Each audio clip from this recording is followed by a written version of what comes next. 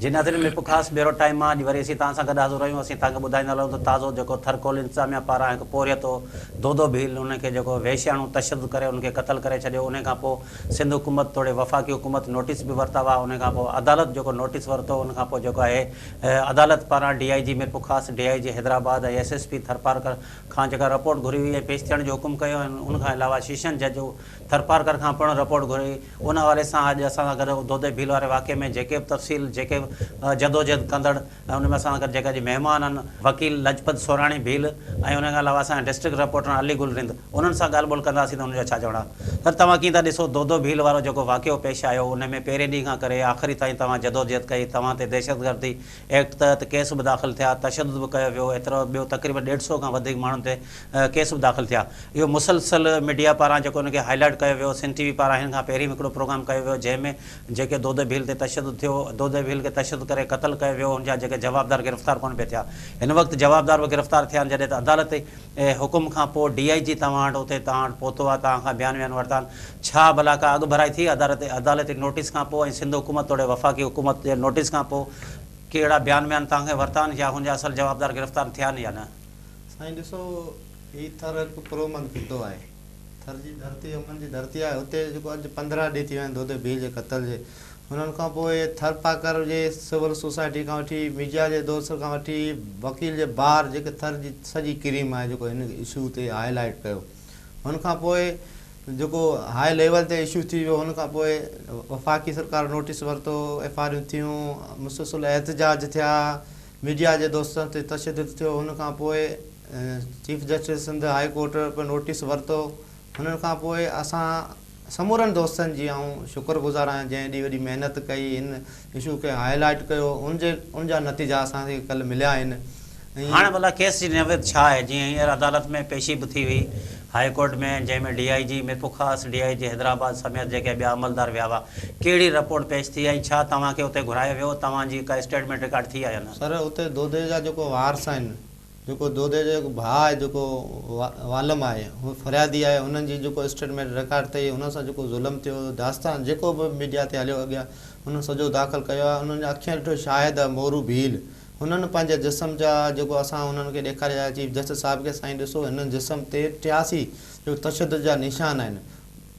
Chief justice साहिबु हुननि खे खुली सभु मीडिया जे DIG साहिबु हैदराबाद, DIG मीरपुखास, SSP थरपाकर जे साम्हूं हुननि खे ॿुधायो त हीउ छा आहे, ही किथे जी माना जेको किथे जो इंसाफ़ आहे त मिसकिन माण्हुनि सां एॾो ज़ुल्म थियो। माण्हू छा दोदे भील सां गॾु हो जेको ज़ख़्मी हो जीअं वञी निशान ॾेखारिया? बिल्कुलु उहो दोदे जे साम्हूं हो दोदो हुन तशदुद जो शिकार थी फोत थी वियो।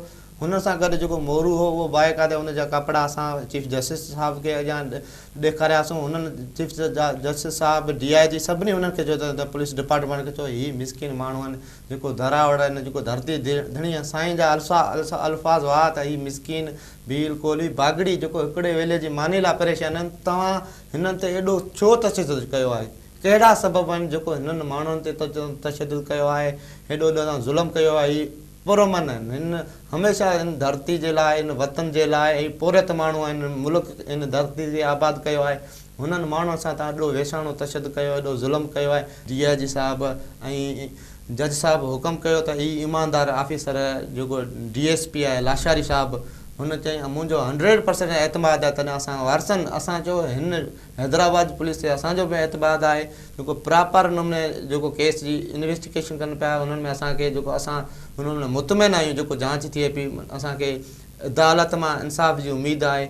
अञा बि असां जेको हिन वक़्तु जांच हैदराबाद पुलिस वटि आहे। जी हैदराबाद। अलीगुल तव्हां कीअं ॾिसो हीउ जेको सॼो वाक़ियो थियो तव्हांजे साम्हूं आहे, हर शइ जी तव्हां रिपोर्टिंग कई आहे। DIG हैदराबाद पहुतो आहे, उते हिकु वारसनि जी स्टेटमेंट वरिती आहे। छा उन्हनि दोदे भील जे वारसनि वटि वियो जेको चवे पियो लजपत हुनजा जेको ज़ख़्मी आहे उन्हनि जे वारसनि सां स्टेटमेंटूं थियूं आहिनि, उन्हनि कहिड़ा बयान ॾिना आहिनि? जी नज़ीर साहब ॾिसो DIG हैदराबाद शर्जील खल जॾहिं मिठी में पहुतो उन टाइम असां सां उनजी मुलाक़ात थी। उते मीडिया खे कवरेज उते करणु कोन ॾिनी, पर आफ़ती रिकॉर्ड इहो ॿुधायो त असां जेको सो कंपनी जा जेके FIR में जेके जवाबदार आहिनि उन्हनि खां असां मुलाक़ात कई आहे ऐं दोदे जा जेके वारिस आहिनि उन्हनि सां असां मुलाक़ात कई आहे। दोदे ते 2 केस आहे, हिकिड़ो दोदे जे वारसनि पारां केस कयो वियो जेको क़तल जो केस हो, ऐं ॿियो कंपनी पारां जेको दोदे ते केस दाख़िल कयो, उहे 2 केस जेको आहे उहे DIG हैदराबाद जेको खरल आहे उन वटि हुआ उन सिलसिले में आयो ऐं हुन उते इहा दावा कई त असां सभिनी सां मिली आया आहियूं ऐं इहा उमेदु रखी सघिजे थी त असां भरपूर नमूने सां जेके दोदे जा जेके वारिस आहिनि उन्हनि सां इंसाफ़ कंदासीं। पर ॿिए पासे अफ़सोसनाक सूरत हाल इहा आहे त जेको दोदे वारो वाक़ियो आहे उन में अंधेर नगरी चौपट राज वारो जेको माहौल आहे उहो थरपार्क में क़ाइमु कयो वियो। हिकु पासे पोरियत दोदो भील खे बेगुनाह उते कंपनी में तशदुद जो निशानो बणाए उते उनखे क़तलु कयो वियो।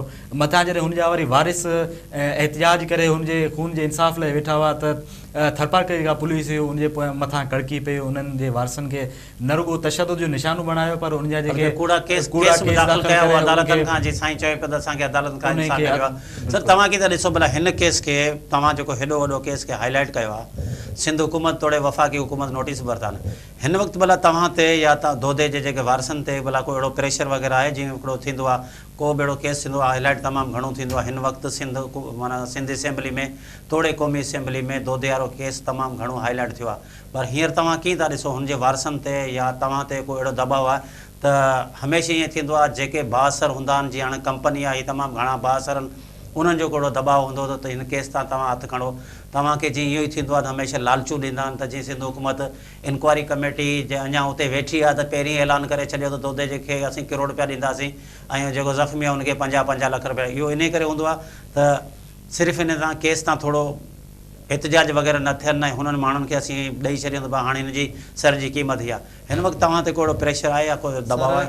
ॾिसो हीउ थरकोल आहे प्रोजेक्ट जेको आहे हुन में 100% जेको सिंध हुकूमत आहे हुनजो शेयर आहे ऐं सिंध हुकूमत इन मामले खे दॿाइण जे लाइ जॾहिं दोदे जे वारसनि जे तॾे ते पहुता आहिनि, हुते जा कमेटी ठही आहे, जेको वज़ीर हुते पहुता आहिनि, हुननि इहो ॻाल्हि कई आहे माना मामले खे लेमिटी करण लाइ सिंध हुकूमत इहो ऐलान कयो त असां दोदे जे वारसनि खे 1 करोड़ रुपया ॾियूं था। ऐं सलाम कयां थो दोदे जी घरवारी खे, दोदे जी माउ खे, दोदे जे वारसनि खे।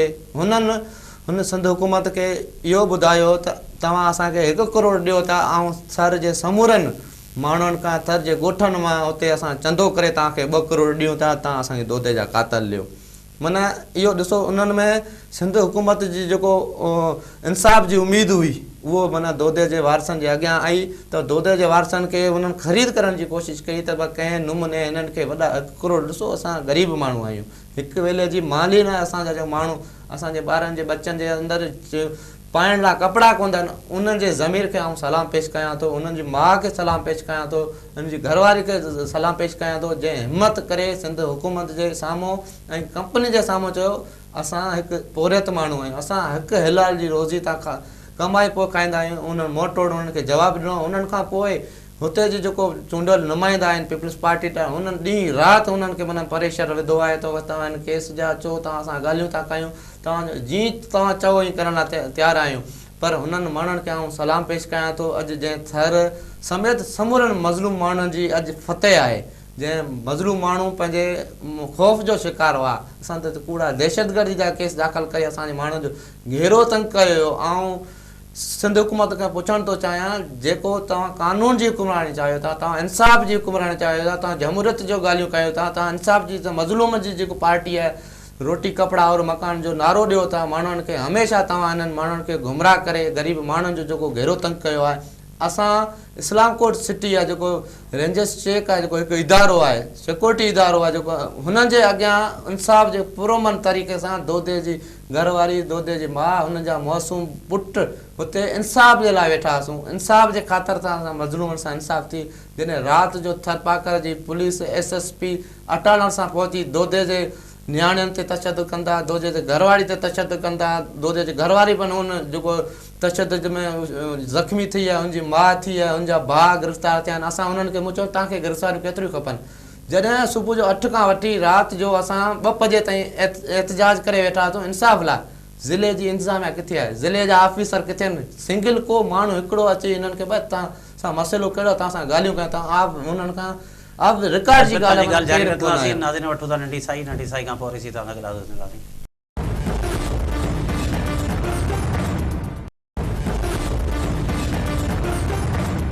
जी नाज़रीन नंढी साई खां पोइ तव्हां सां गॾु हाज़िर हुयो। रजपत जीअं तव्हां चओ पिया त माना सिंध हुकूमत जी या बेहसी आहे, उते ई वज़ीरनि या उन्हनि खे जेको आहे लालचो ॾिनो करोड़ रुपया ॾियूं था, मगर उन थर जे मारोड़नि खे असीं पाण चाहियूं था त सलाम आहे जिन हिकिड़े केस में हेॾी वॾी जदोजहद कई आहे ऐं तव्हां हुनजी सॼी अॻुवाणी कई आहे, तव्हां ते दहशतगर्दी एक्ट तहत केस दाख़िल थिया। अलीगुल तव्हां हिन केस खे कीअं था ॾिसो? हाणे जीअं केस जीअं शुरू में दोदे भील जो इशू खॼो, उन में लजपत ते केस दाख़िल थिया, हिन सां गॾु तक़रीबन 150 खां वधीक माण्हुनि ते केस दाख़िल थिया ऐं उते चयो पियो वियो त महेश मलाणी बि हुतां जो जेको MNA वियो, हुतां जा जेके चूंडियल नुमाइंदा विया, सिंध हुकूमत बि जेके नोटिस वरिता हुआ, ईअं त कोन्हो इन केस खे वरी इहो चयो पियो वियो त माना PTI अलॻि रंग पई ॾे ऐं उन खां अलावा पीपुल्स पार्टी खे माना पोइते पिया कनि या पीपुल्स पार्टी जे ख़िलाफ़ स्टेटमेंटूं पिया अचनि। मतिलबु उते जे चूंडियल नुमाइंदनि जो कहिड़ो किरदारु हो? चलो लजपत ते जेकॾहिं PTI जो इल्ज़ाम लॻे थो त हीउ PTI जो उमेदवार बि उते जो रहियो आहे, हिन अॻुवाणी कई आहे, हिन सां गॾु माण्हू सॼा वेठा आहिनि, पीपुल्स पार्टी जे नुमाइंदनि जो उते कहिड़ो किरदारु रहियो आहे? साईं नज़ीर साहब ॾिसो, हीउ सिर्फ़ु PTI जो मसइलो कोन हो ऐं दोदे जा जेके वारिस हुआ उन्हनि जो बि को PTI सां उनजो तालुक़ु कोन हो ऐं रही ॻाल्हि ॿियूं जेके जमायतूं हुयूं, कॉम्प्रेस जमायतूं हुयूं, उन्हनि बि दोदे जा जेके वारिस हुआ उन सां गॾु हुयूं। ॿियूं जेके सियासी पार्टियूं हुयूं, समाजी अॻुवान जेके हुआ, उहे सभई दोदे जो नाग खून थियो उन सां गॾु बीठल हुआ। पर जेको चूंडियल नुमाइंदा आहिनि, जंहिंमें फ़कीर शेरमंद बिलालाणी धरणे में आयो, हुन सिधी ॻाल्हि कई, चए आउं कोशिशि कयां थो ॻाल्हाइण, जेकॾहिं मूंखे जेको रिस्पॉन्स मिले थो आउं वरी तव्हां सां गॾु ईंदो आहियां, हिते वेंदासीं, एहतिजाज ख़तमु करो, आउं सिंध हुकूमत सां ॻाल्हाइण लाइ तयारु आहियां। अहिड़ी तरह डॉक्टर महेश मलाणी उते एहतिजाज में वेठो, हुननि सां वारसनि सां इहा ॻाल्हि ॿोल रखी त तव्हां मूंखे 24 कलाक ॾियो ऐं मूं ते इहो एतमाद करो ऐं आउं सिंध हुकूमत सां ॻाल्हाइण जी कोशिशि कयां थो, जेकॾहिं मूंखे रिस्पॉन्स मिलियो आहे त असां अव्हांजे जेके दोदे जा कातिल आहिनि उनखे गिरफ़्तार करण जी कोशिशि कंदासीं। अहिड़ी तरह उन्हनि जे वारसनि जेको आहे उन्हनि खे खुली छूट ॾिनी, उन्हनि चयो भाउ असांजा भले तव्हां वारसनि सां जेके कातिल आहिनि उनखे गिरफ़्तार करे ॾेखारियो, पर असांखे श्योरिटी कहिड़ी था ॾियो, असां हींअर एहतिजाज ख़तमु करे हलिया वञूं ऐं उनखां बाद में न हुन जेको क़तल जो जेको उनजे लाइ मजमूई तौर ते जेको उते 200-300 जेके माण्हू वेठल हुआ उन्हनि एतमाद बि चूंडियल नुमाइंदनि ते कयो, पर चूंडियल नुमाइंदनि सिंध हुकूमत इहा ॻाल्हि न पहुचाई। हुननि पूरी तरह जेको एतमाद जेको उन ते वारसनि खे जीअं एतमाद में वठिजे, ईअं एतमाद में न वठी सघिया, जंहिंजे करे जेके वारिस आहिनि उन्हनि बेतमादी जी ज़ाहिर करे मजबूरन उते एहतिजाज ते वेही रहिया। ऐं अहिड़ी तरह डॉक्टर महेश मलाणी हुते एहतिजाज खां पोइ उथियो, उनखां पोइ वरी वापसि उते लड़ी न आयो। जॾहिं सिंध हुकूमत कमेटी जोड़ी ऐं उन कमेटी सां गॾु जेको आहे दोदे जे वारसनि वटि उते पहुतो, उते ताज़ियत कई आहे। अहिड़ी तरह अॼु ॾींहुं ताईं हुननि वटि वरी बि न को माली मदद केर बि कोन वियो, उनखां पोइ केर बि न वियो। उते फ़कीर शेरमंद जेको आहे सो इस्लाम कोट उनजो हल्को आहे ऐं उन सां गॾोगॾु डॉक्टर महेश MNA उन में बि इहो थरकोल वारो हल्को अचे थो। उनजे बावजूदि हुनजा जेके वारिस आहिनि उहे अञा ताईं सियासी तौर ते मायूसी जो शिकार लॻाया पिया आहिनि। चूंडियल नुमाइंदा जंहिंखे सॼी ज़िंदगी उन्हनि वोट ॾिना ऐं उन्हनि खे सिर्फ़ु जनरली माण्हू हिकिड़ा आया हुआ न, जंहिंमें सभई ज़ातूं सभई, जंहिंमें इहो त हो ई कोन त सिर्फ़ु PTI हुजे, हीअ त हिकिड़ो दोदे सां हमदर्दी करे सभई माण्हू आया। पर तव्हां की पिया ॾिसो, छा सबबु हो जो मेपोखास खां हीअ जांच ट्रांसफर थी हैदराबाद वई ऐं हैदराबाद जो DIG पारां पोइ तव्हां खां उते अची स्टेटमेंट वरिती? छा सबबु हो? छा एतिरी पुलिस जी रिट ख़तमु थी वई आहे? पुलिस धरणे वारे हंधि अचे थी, आंसू गैस जो इस्तेमालु करे थी, शीलिंग करे थी, तशद्दुद करे थी, वरी केस बि दाख़िल करे थी, वरी केस जिन में अदालत में वञनि था, अदालत में हर माण्हू अॼु बि चए थो असांखे सिर्फ़ु अदालत मां इंसाफ़ मिलंदो। छा सबबु आहे भला हैदराबाद में केस वियो आहे? हैदराबाद में जेको केस वियल आहे, तव्हां कीअं था ॾिसो? सिंध हुकूमत ऐं वफ़ाक़ी हुकूमत नोटिस वरिता आहिनि, उन्हनि जे नोटिसनि ते ई इहो कुझु कमु थियो आहे या हुन ते जेको हुनजे वारसनि खे जेको करोड़ रुपए जो ऐलान कयो वियो आहे उन जे दबाव ते थियो आहे? ऐं हिन वक़्तु तव्हां कीअं था ॾिसो इहा सूरत? सर हीअ ॾिसो, हिन केस जा मुख़्तलिफ़ पहलू आहिनि। जीअं तव्हां ॿुधायो त पुलिस जेको थरपाकर जे पुलिस एॾो वॾो मामिलो कोन हो। राति जो 4 बजे ताईं जॾहिं वारस हैदराबाद में 12 बजे दोदो फोत थी थो वञे, तॾहिं वारस हू लाश खणी प्रेस क्लब ते पहुचनि था। राति जो 4 बजे ताईं असांजो लाश दोदे जो इंसाफ़ जे लाइ उते पियो थो हुजे, पर थरपाकर जेको पुलिस आहे, थरपाकर जो इंतिज़ामिया, हुननि वटि हिकिड़ो सिंगल माण्हू बि कोन वियो।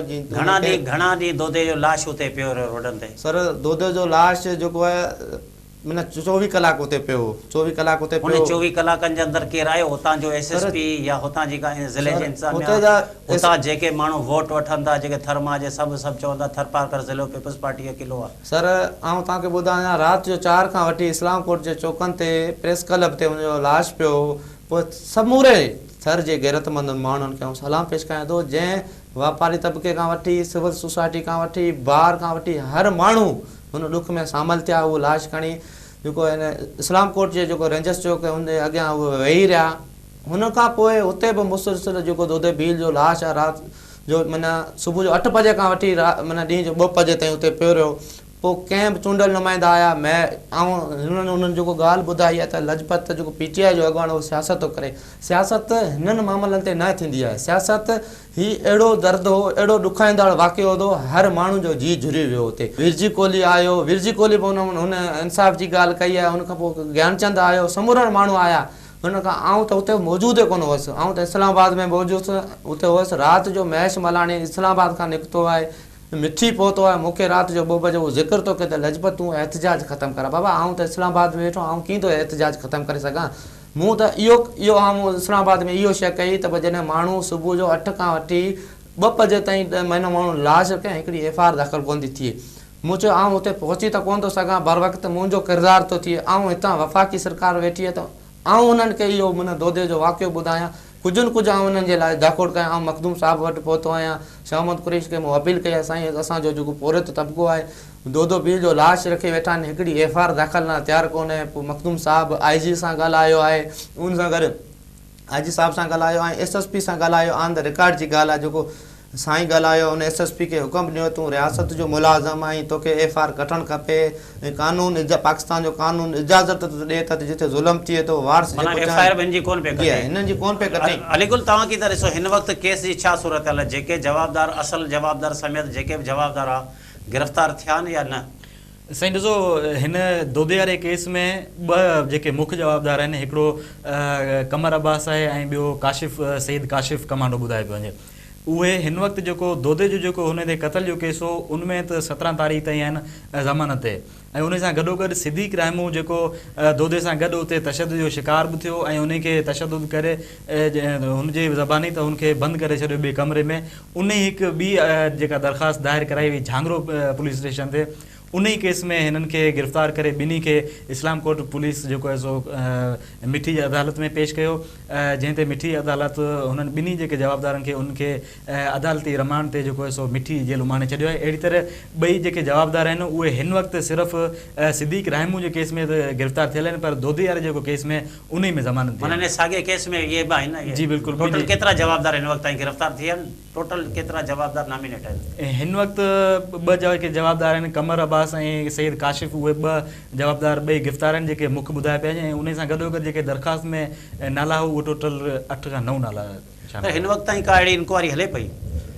सर हिन वक़्तु इंक्वायरी जेको आहे चीफ जस्टिस साहिब सिंध जेको समोटो नोटिस वरितो हुननि में हैदराबाद अॼु बि असांजो जेको आहे DSP लाशार साहिबु आयो आहे।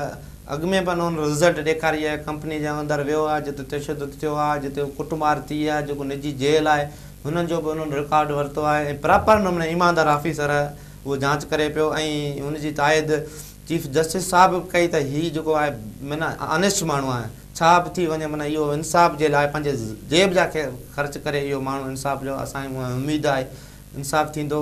ऐं उन सां गॾु जेके बि माण्हू हिन में आहिनि, अॼु APC बि असांजी रखियलु आहे, ऑल पार्टी कॉन्फ्रेंस जेको दोस्त जंहिं असां सां गॾु वेठा हुआ, असां सां गॾु हुननि हमदर्दी कई, उहो बि असांजा समूरा दोस्त हूंदा, जेको लाहेमल हूंदो असां गॾिजी। तव्हां छा था सम्झो हिन खां पहिरीं खोड़ सारा अहिड़ा के वाक़िया पेश आया आहिनि जेके माण्हू तव्हां वटि आया हुजनि त हिन थरकोल जे अंदरि जॾहिं खां शुरू थियो आहे? हिकु त उते जे पोरियतनि खे नज़रअंदाज़ कयो वियो, उते जे मक़ामी माण्हुनि खे।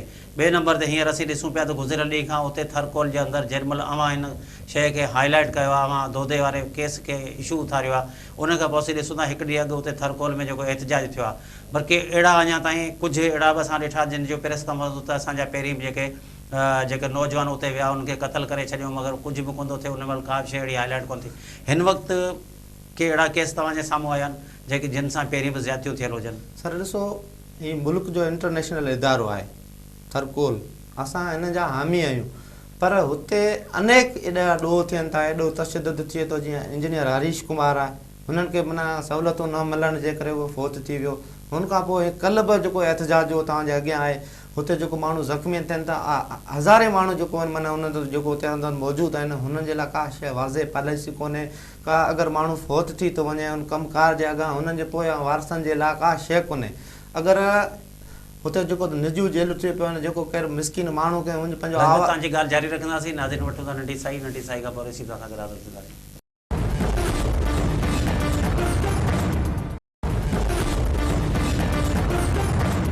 जी नाज़रीन, नंढी साई खां पोइ ॾिसी तव्हां सां गॾु हाज़िर आहियूं। लजपत जी, तव्हां ॻाल्हि कई पे माना उते जो निजी जेल आहे या हुते जे पोरियतनि सां तमामु घणी ज़्यादती थींदी रहे थी, पर हाणे तव्हां कीअं था ॾिसो जहिड़ो हीउ हाईलाइट थियो आहे केस, उन खां पोइ उते जी इंतिज़ामिया जो, उते जी पुलिस जो रवैयो कीअं था ॾिसो? पहिरीं त ईअं लॻे पियो उते पुलिस स्टेट बणियल हुई, जेको चाहे उन ते तशदुद करे, जंहिं ते चाहे, जे तव्हां वकील हो, पढ़ियल लिखियल माण्हू, तव्हां ते तशदुद थियो, सहाफ़ियुनि ते तशदुद थियो, वरी उन्हनि जे साम्हूं गोॾा बि खोड़िया उते जी ज़िले जी इंतिज़ामिया, उते जे SSP, उतां जो डिप्टी कमिश्नर सभिनी सहाफ़ियुनि खां फ़ोनूं करे पियो, माफ़ियूं घुराए त तव्हां हिनखे बख़्श करे छॾियो।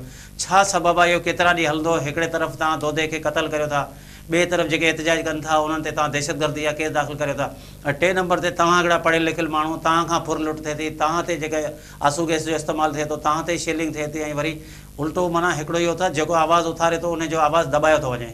पर सर एॾी वॾी कार्रवाई जेको थी आहे, थरपाकर जेको एॾी वॾी कार्रवाई थी, अॼु ताईं जेको थरपाकर जी पुलिस आहे हुननि खे एतिरो अहसासु कोन थियो त असां ही नाइंसाफ़ी कई आहे। कल्ह जेको हिकिड़ो काशफ कमांडो आहे हुनजी तस्वीर हुन साए कई आहे, त हुननि जो हुन तस्वीर सिलेक्ट जेको ॿियो माण्हू जले वेठो आहे हिकिड़े बंगलनि में, हुननि खे प्रोटोकॉल ॾेई इहो छाजे करे सिलेट असीं ॾिसूं था, बाक़ी त जेको बि जवाबदार हुजे थो उनखे सिलेट जलाईंदा या त कयो था, हुनजे हथ जेके हेठि पिया, इहो सोशल मीडिया ते तमामु घणी वायरल थी आहे। अॼु ॾींहं ताईं जो हिते जी पुलिस आहे हुननि जी ॿिठ बणियल आहे, हुननि सां जेको हाणे त हू कातल जी क्लियर थी विया आहिनि, हुननि खे अॼु ॾींहं ताईं हुननि खे हुते जो SSP हुन में मुलविस आहे। अॼु ॾींहं ताईं हुननि खे को पछताए कोन्हे त मूं ग़लति कमु कयो आहे, मूं एॾो ज़ुल्म कयो आहे, मूं नाइंसाफ़ी कई। अञा अॼु ॾींहं ताईं हुननि खे इहो माना महसूसु कोन थो थिए त अॼु ॾींहं ताईं हुते जी, ऐं हुननि खे सिधो ॿुधाइण थो चाहियां, हिते जो जेको SSP आहे हुते जो महेश मलाणी आहे, हू कंहिं बि तरीक़े चवनि था हिननि माण्हुनि खे असां आज़ादु कराईंदासीं। ऐं सलाह पेश कयां थो थर्ज वकील बिरादरी खे, जेको कल्ह जेको पेश थिया हुननि सभु वकील बिरादरी कंहिं बि वकालतनामो कोन ॾिनो, ऐं वकालतनामो कोन ॾिनो, उन्हनि सभु मिठी बार ऐं मिरपुकास बार जा दोस्त हू बि बीठा, ऐं हुते जो SSP आहे सहाफ़ियुनि ते तशदुद करे थो एज़ एडवोकेट, मूं ते जेको तशदुद कयो आहे हुन खां वठी को माण्हू हिन माना अलाए केतिरा वाक़िया थिया आहिनि, बबीता जो वाक़िया थियो हुन में बि SSP मुलविस आहे। अञा अलाए एॾो कहिड़ो पावरफुल आहे जेको सिंध हुकूमत हुननि ते अञा ताईं एॾो वॾो वाक़ियो थियो आहे, एॾो हुनजो ज़िम्मेवारु SSP थरपाकर आहे, पर सिंध हुकूमत अलाए केतिरी मखलूक आहे जेको हिनखे SSP खे अञा ताईं हुननि को कार्रवाई कई आहे।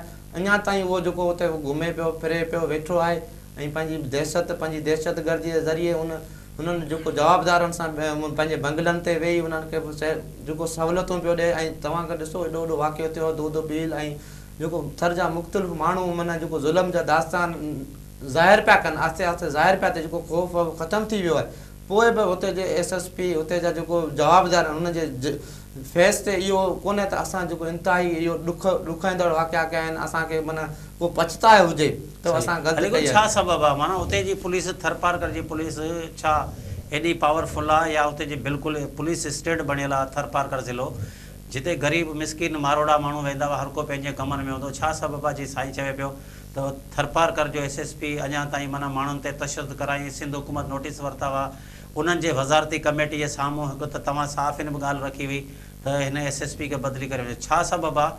जो या त ईअं थी थो वञे त बाबा हिननि जो तालुक़ु PTI सां थी वियो त हाणे उन केस सॼे खे सियासी रंग त न ॾिनो पियो वञे? साईं ॾिसो, कॾहिं बि पुलिस जेको आहे सो उनखे न्यूट्रल रहणु खपिजे, पर घणो पोइ हिते पाण न वञूं। ताज़ो ई गुज़िरियल कुझु हफ़्तनि में डीपलो जो ॻोठ कड़कासर में वाक़ियो पेश आयो, जंहिंमें जेके हाला बिरादरी जा जेके ॿधरियूं उन्हनि में जहिड़ो साम्हूं आयो, उन्हनि पुलिस जे ख़िलाफ़ु बार बार एहतिजाज कयो। SSP थरपारकर जे ख़िलाफ़ु ख़ासि तौरु हुननि जेको वॾो एहतिजाज कयो त असां सां SSP थरपारकर मुकमल तौर ते कार्रवायूं करे रहियो आहे, ऐं पुलिस खे जेको आहे सो स्टेट बणायो आहे, ऐं उन जे पोयां सियासी हथ शामिल आहिनि। अहिड़ी तरह थरपारकर में जेको दोदे भील जा वारिस जॾहिं वेठा हुआ, उहो थरपारकर जी पूरी तारीख़ में पहिरियों वाक़ियो आहे जंहिंमें हेॾे वॾे तइदाद में फायरिंग थी हुजे, शेलिंग थी हुजे, ऐं उन खां पोइ जहिड़ी तरह उनखे जेके उते वेठल अॻवान हुआ उन्हनि खे गिरफ़्तार कयो। उन्हनि खे को अल्टीमेटम न ॾिनो, क़ानूनी तौर ते केरु एहतिजाज ते वेठल आहे त उनखे अल्टीमेटम ॾिनो वेंदो 1 कलाक जो 2 कलाक जो, त तव्हां धरणो ख़तमु कयो, ॿी सूरत में तव्हां सां का बि कार्रवाई थी सघे थी। पर थरपारकर पुलिस राति जे अंदर में अची उन्हनि ते हला करे उन्हनि ते फायरिंग कई, शेलिंग कई, पथरा कयो, लाठी चार्ज कई। एॾो वॾो जेको थर जी तारीख़ जो भयानक हिसो थरपारकर पुलिस करे छॾियो।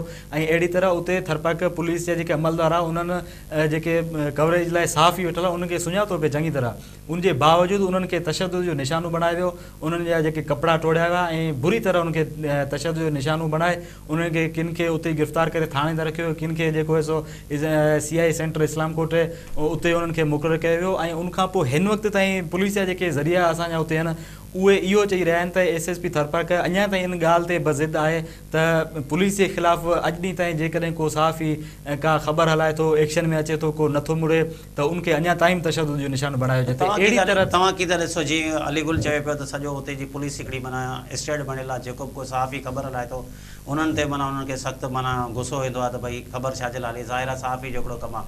हाणे तव्हांजो छा लाइ अमल हूंदो? ज़ाहिर आहे दोदे भील जा कातिल गिरफ़्तार थिया ऐं गिरफ़्तार खां पोइ असां वटि हिकिड़ी रवायत हूंदी आहे त असां वञूं था, ज़ाहिर ई बासरनि जो उन्हनि ते सॼो वॾो हथु हूंदो।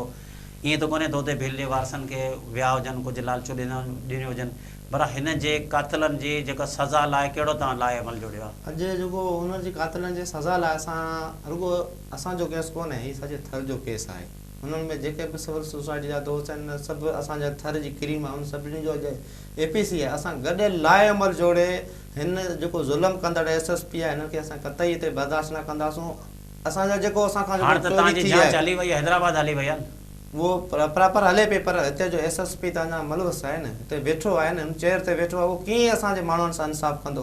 कीअं अॼु दोदे जो वाक़ियो सुभाणे ॾिसो सिंध हुकूमत अञा ताईं हुन माण्हू खे विहारे वेठी आहे त ऐं उन्हनि छा अञा जदोजहद आहे या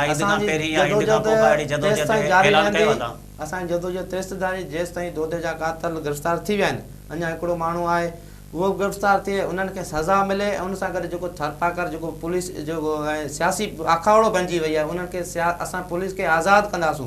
जेको पुलिस आहे जेको अवाम जी पुलिस आहे, अवाम जे टैक्स ते जेको उन्हनि खे पघारूं मिलनि थियूं उहो आज़ादु हुजे, हू कंहिं सियासी माण्हू जे माना उन वटि यरगमाल न हुजे। इन्हनि जो जेको सौ मिसाल थी जेको फ़ैसिला थियनि था, जेको पुलिस जा जेको फ़ैसिला थियनि था या DC जा जेको फ़ैसिला थियनि था, जेको हुकुमरानी जारी थिए, हुते जो करतार धरता महेश मलाणी हुननि जेको वोट बैंक न आयो हिते थरपाकर में, हू चवे थो हम थर जे माण्हुनि खे पुलिस जे ज़रिए दहशतगर्दी जे ज़रिए हिननि माण्हुनि खे हिसा हिननि ते हुकूमत कंदो रहां। थर जे माण्हुनि हुनजो बि मुक़ाबिलो करे हुननि खे ॿुधायो त थर हिकु पुरअमन इलाइक़ो आहे, हू ऐं हुन खां पोइ एॾो वॾो असां ते तशद्दुद कयो, असांखे गिरफ़्तार करे CI थाणे में असांजे जेब में जेको पैसा हुआ, ऐं इस्लामाबाद खां निकितो हुउसि, मुंहिंजे जेब में पैसा हुआ, मुंहिंजो जहाज़ जो टिकेट हो, मुंहिंजो ATM हो, उहो ATM गुम करे छॾिया आहिनि। असांजा कपिड़ा जेको आहिनि उहो बि उते CI थाणे ते खणे कल्ह चयईं कहिड़े CI थाणे ते? CI मिठी जो जेको थाणो आहे उते SSP ख़ुदि जेको असांजे खीसे में जेको पैसा कढिया आहिनि, उते पुलिस जेको हैदरी आहे CI जो इंचार्ज, हुनजी प्लानिंग ते हुननि खे का इख़्तियार कोन्हे। इख़्तियार जेको CI जो इंचार्ज ॿियो कोहली आहे, पर करता धरता थियल आहे, तो साणी आहे जेको सॼी प्लानिंगूं करे मनशियात थो हलाए, मनशियात जो कारोबार हलाए। त तव्हां ॾिसो हुते मिठी जे जेलनि में को सरमाएदार, को सेठियो, को जागीरदार जेको मनशियात जो कारोबार हलाए थी, हुननि खे खुली छूट मिलियल आहे, बाक़ी ग़रीब मिसकिन माण्हू हुननि खे हिसा आहे। इहो असर थिए पियो। बिल्कुलु तव्हां की था ॾिसो हाणे जनरली हिन केस खे हाणे ईअं ॾिसूं पिया त माना अदालत में पहिरीं पेशी थी आहे, छा ॿी ॿुधणी लाइ का तारीख़ रखी वई आहे?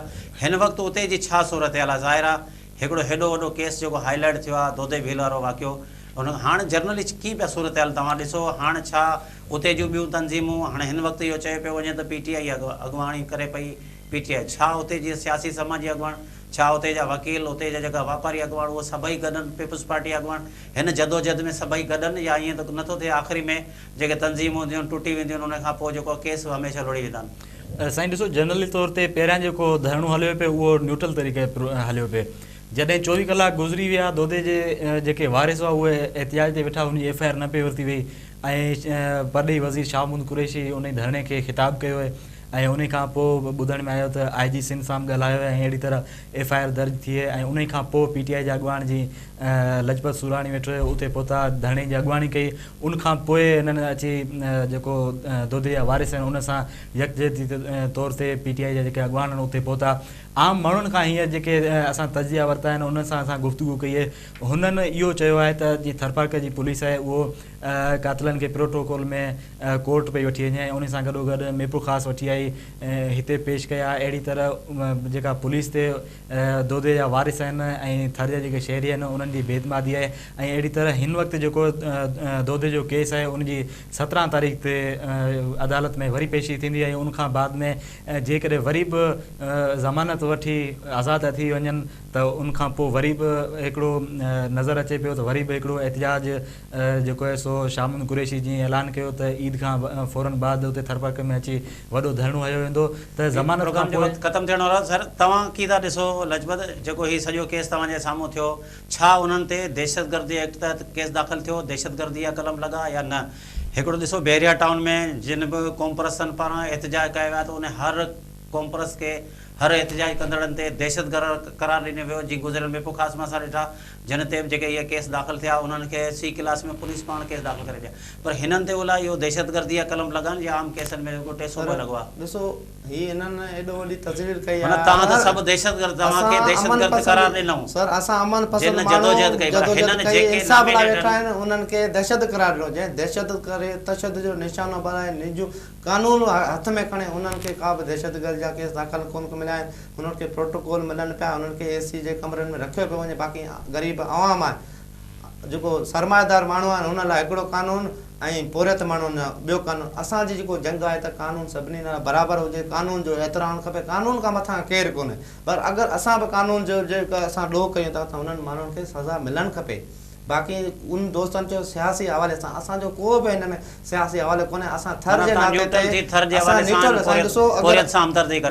जी नाज़रीन प्रोग्राम जो वक़्तु ख़तमु थियो। तव्हां लजपत सोराणी जी ॻाल्हि ॿोल ॿुधी हूंदी, अली गोल जी बि ॻाल्हि ॿोल ॿुधी हूंदी। हिननि जो चवणु हो त जेसि ताईं दोदे भील वारो केस जेको कातिलनि खे सज़ा न ईंदी तेसि ताईं असीं जदोजहद जारी रखंदासीं। ईद खां पोइ वरी हिकिड़ो नओं लाहे अमल ठाहे असां APC बि घुराई आहे, हुन में सभिनी माण्हुनि खे असां घुरायो आहे, सियासी समाजी तोड़े वकीलनि खे ऐं हिन जे जेको जदोजहद असीं आख़िरी ताईं जारी रखंदासीं। जीअं त आईंदा को बि अहिड़ो माण्हू जेको जंहिंखे हिमत न थिए जेको कंहिं ग़रीब मिसकिन पोरियत ते तशदुद करे ऐं उनखे बेगुनाह क़तल करे। ईंदड़ प्रोग्राम ताईं पंहिंजे मेज़बान नज़ीर पंवर खे इजाज़त ॾींदा। अल्लाह हाफ़िज़।